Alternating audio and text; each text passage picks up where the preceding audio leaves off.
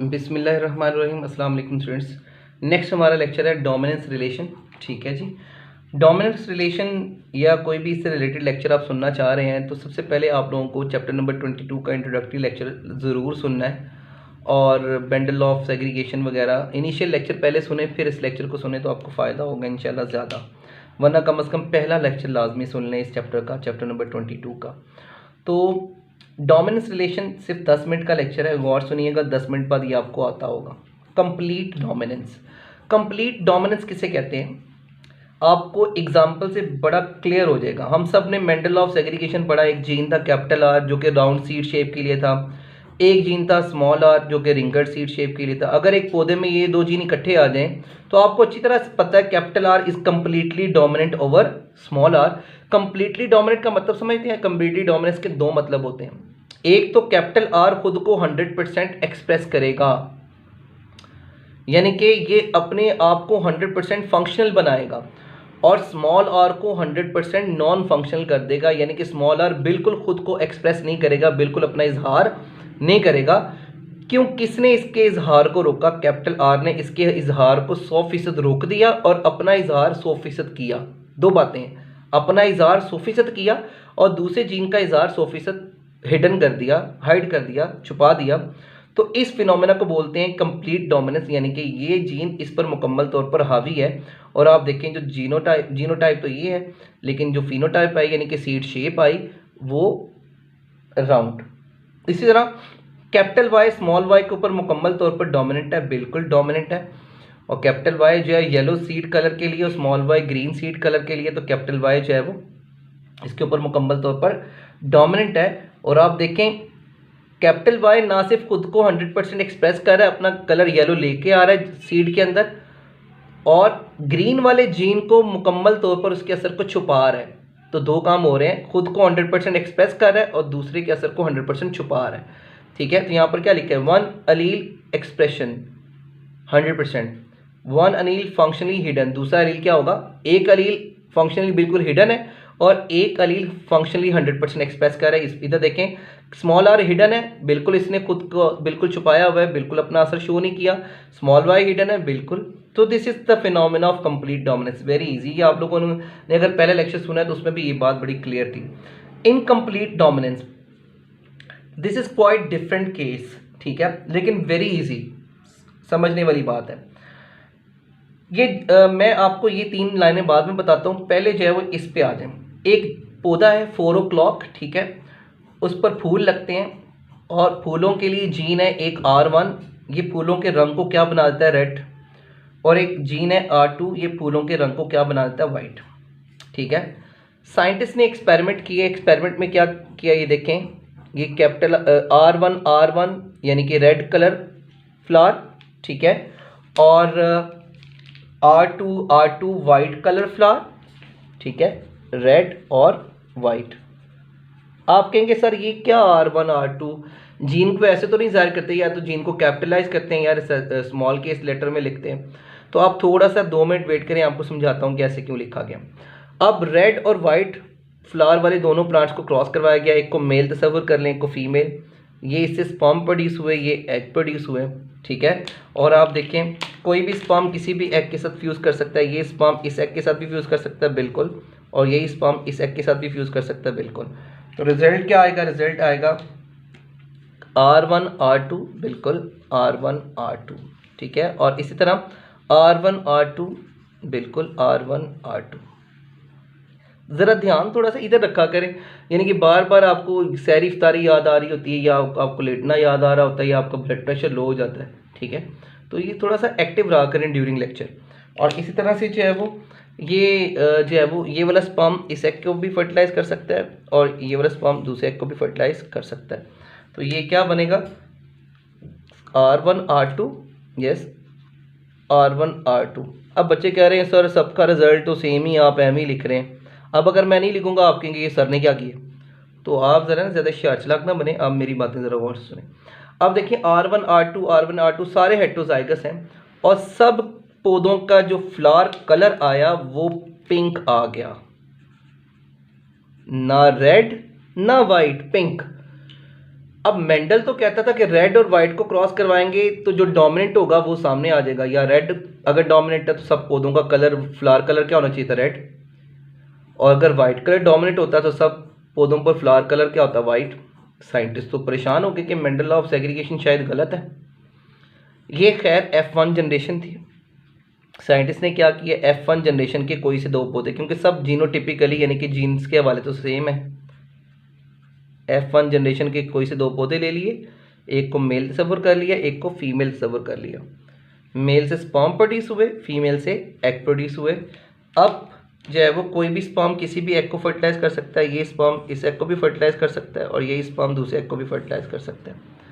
तो ज़रा लिखते हैं कि ये स्पर्म अगर इस एग को फर्टिलाइज करते तो क्या बनेगा, R1 होमोजाइगस फॉर रेड, तो फ्लावर कलर क्या होगा, रेड। R1 R2 हेट्रोजाइगस, और हेट्रोजाइगस में आपको पता है ऊपर क्या कलर आया था, पिंक, तो फ्लावर कलर क्या होगा, पिंक। और अगर आप दूसरे स्पर्म की बात करें, ये स्पर्म भी इस एग को भी फर्टिलाइज कर सकता है और इसको भी फर्टिलाइज कर सकता है, तो हम दोनों जो है वो ऑप्शंस को अवेल करेंगे। तो R2 R1 यानी कि R1 R2 या R2 R1 एक ही बात है, तो तरतीब मैं एक जैसी रखता हूँ ताकि मुझे कोई प्रॉब्लम ना हो। तो R2 R2 बिल्कुल R2 R2, और आप देखें ये भी क्या होगा, पिंक, क्योंकि हेट्रोजाइगस कंडीशन में ऊपर भी क्या आया था, पिंक। और R2 के साथ जब R2 इकट्ठा हो गया तो कलर क्या आ गया, वाइट। जब ये रिजल्ट आया कि यानी साइंटिस्ट ने देखा कि रेड भी मिल रहा है, वाइट भी मिल रहा है, पिंक भी मिल रहा है, ठीक है, तो साइंटिस्ट ने कहा नहीं, मेंडल लॉ ऑफ सेग्रीगेशन गलत नहीं है। साइंटिस्ट ने कहा देखें ये R1 और R2 इकट्ठे हैं, यहाँ पर R1 और R2 इकट्ठे हैं, कहते हैं रेड कलर तो तब आ सकता है जब R1 के साथ R1 आए। इसका मतलब क्या है, इसका मतलब है कि जब स्पर्म प्रोड्यूस हुए तो ये R1 इस R2 से अलग हो गया, जब एग प्रोड्यूस हुए तो ये R1 इस R2 से अलग हो गया, यानी कि सेग्रीगेशन तो हुई।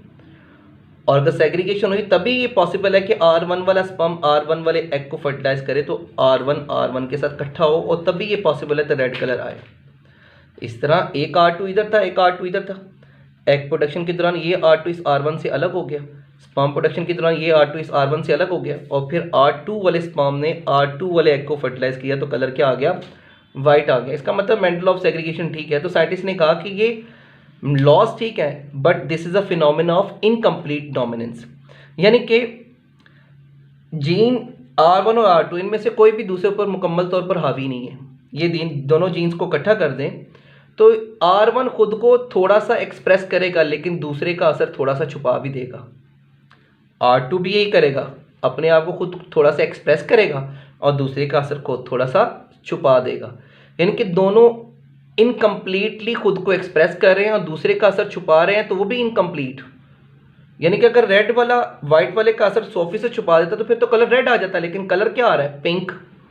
ये बिल्कुल ऐसे है कि दूध के गिलास में रूह अफ़ज़ा डाला तो कलर क्या आ जाएगा, पिंक। ना दूध डोमिनेट रहा ना रूह अफ़ज़ा डोमिनेट रहा, ठीक है, इंटरमीडिएट फिनोटाइप आ गई, इंटरमीडिएट कलर आ गया, पिंक। सो साइंटिस्ट ने कहा this is the phenomena of incomplete dominance, यानी कि दोनों जीन्स में से कोई भी मुकम्मल तौर पर दूसरे पे हावी नहीं है। हाँ, दोनों खुद को थोड़ा थोड़ा एक्सप्रेस कर रहे हैं। आप कहेंगे सर क्या सबूत है कि दोनों जीन्स खुद को थोड़ा सा एक्सप्रेस कर रहे हैं, तो भाई कलर क्या आया, पिंक। पिंक कलर तभी आएगा जब वाइट वाला भी खुद को थोड़ा सा एक्सप्रेस करे और रेड वाला भी थोड़ा सा खुद को एक्सप्रेस करे, तो तब जाके जो है वो कलर जो है वो पिंक आएगा।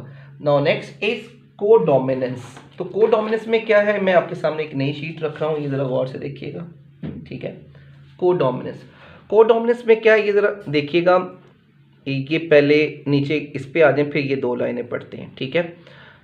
जीन है LM, ये एंटीजन बनवाता है M RBCs के ऊपर और ब्लड ग्रुप क्या हो जाता है M। इस तरह एक जीन है LN, ये एंटीजन बनवाता है RBCs के ऊपर, रेड ब्लड सेल के ऊपर N एंटीजन, और आपका ब्लड ग्रुप क्या हो जाता है N। ये जो MN ब्लड ग्रुप सिस्टम है ये लैंडस्टीनर ने इंट्रोड्यूस करवाया था, यानी कि दरियाफ्त किए थे या उसके ऊपर रिसर्च की थी, ठीक है। तो लैंडस्टीनर से है L फॉर लैंडस्टीनर। अब अगर आप होमोजाइगस है फॉर M LM तो एंटीजन क्या होगी M, और जब आपके RBCs पर एंटीजन M होगी तो आपका ब्लड ग्रुप क्या कंसिडर होगा M। और अगर आपके पास दोनों जीन LN और LN है तो आपके रेड ब्लड सेल के ऊपर एंटीजन होगी N और आपका ब्लड ग्रुप को होगा क्या होगा N। यानी कि ब्लड ग्रुप डिपेंड करता है टाइप ऑफ एंटीजन पर। एंटीजन एम है तो blood group M, antigen N है तो ब्लड ग्रुप एन। और अगर आपके पास एल एम जीन भी है और एल एन जीन भी है तो इसमें क्या होगा, L M gene antigen M बनवाएगा और L N gene antigen N बनवाएगा, यानी कि दोनों ने खुद को 100% एक्सप्रेस किया। दोनों ने, इस जीन ने अपनी प्रोडक्ट अलग से बनवाई और इस जीन ने अपनी प्रोडक्ट अलग से बनवाई। इस जीन ने एम एंटीजन बनवाई और इस जीन ने एन एंटीजन बनवाई। दोनों में से बाज कोई नहीं आया, दोनों ने खुद अपनी मर्जी की प्रोडक्ट बनाई और दोनों एंटीजन फिर आरबीसीज पर होंगी तो रिजल्ट में क्या होगा, आपका ब्लड ग्रुप क्या होगा, एम एन। तो this is a phenomena of को डोमिनेंस, जिसमें जो है वो दोनों जीन्स जब इकट्ठे होते हैं तो उनमें से कोई भी दूसरे का असर नहीं छुपा सकता और उनमें से दोनों अपनी अपनी अलग अलग प्रोडक्ट बनवाते हैं, जिसके रिजल्ट में क्या होता है कि दोनों प्रोडक्ट्स मौजूद हो रहती हैं, जैसे कि एंटीजन एम भी प्रोडक्ट है और एंटीजन एन भी प्रोडक्ट है। और यहाँ पर देखें ये सारे जीनोटाइप्स हैं, यानी कि जीनोटाइप्स का मतलब जीन कॉम्बिनेशन, और इन जीन कॉम्बिनेशन के ये रिजल्ट है यानी कि फिनोटाइप। यानी कि एंटीजन एम होना ये फिनोटाइप है, एंटीजन एन का बनना ये भी फिनोटाइप है, एंटीजन एम और एन का बनना ये भी क्या है, फिनोटाइप। ठीक है जी। अच्छा जी, over dominance. Over dominance very easy. W plus gene for red eye, ये ड्रोसोफिला मेलानोगैस्ट्रिक फलों की मक्खी है, उसकी आंख का रंग रेड भी होता है, उसकी आंख का रंग वाइट भी होता है। अगर W प्लस जीन है उसके पास, उसकी आंख का कलर रेड होगा। अगर W जीन है तो उसकी आंख का कलर वाइट होगा।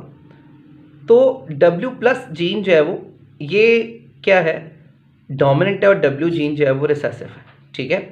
अब अगर W प्लस के साथ W प्लस आ जाएगा तो रेड कलर आई होगी, और अगर W के साथ W आ जाएगा तो वाइट कलर्ड आइड होगी। लेकिन अगर हेटेरोजाइगस कंडीशन हो W प्लस और W, अब यहाँ पर तो एक बात तो अटल है, मैंने पहले बता दिया W क्या है, रिसेसिव।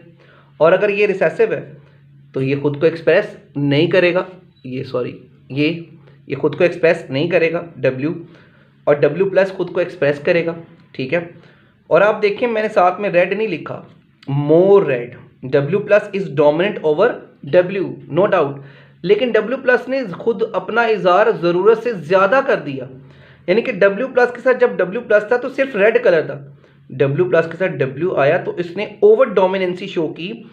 इसका जो असर था W प्लस का वो ज़्यादा हो गया, ज़्यादा रेड आई कलर हो गया। यानी कि W प्लस का असर मज़ीद बढ़ जाता है जब उसके साथ कोई दूसरा जीन आ जाए। अगर W प्लस के साथ W प्लस आएगा तो सिर्फ रेड कलर, और अगर W प्लस के साथ W आएगा तो ये अपने आप को मज़ीद हावी शो करता है, मज़ीद डोमिनेंट शो करता है। इसको हम क्या बोलते हैं, ओवर डोमिनेंस। और आप देखें होना तो ये चाहिए था कि W प्लस के साथ होता तो ज़्यादा रेड होता, लेकिन ऐसा नहीं है। W प्लस के साथ W है तो ये ज़्यादा रेड है। मैं एक बात बताना भूल गया था कि ये R1 और R2 क्यों लिखा गया। देखें दोनों जीन्स में से कोई भी डोमिनेंट नहीं है मुकम्मल तौर पर दूसरे पर, तो हम ना तो अगर दोनों में से कोई रिसेसिव होता तो हम उसको स्मॉल केस लेटर में लिखते थे। हम दोनों जीन्स को डिस्टिंक्टिव वे में लिखने के लिए हमने एक को R1 बोल दिया और एक को R2 बोल दिया, नंबर लिख दिए उनके साथ। ठीक है जी, अपना बहुत ख्याल रखिएगा जी, अल्लाह हाफिज़।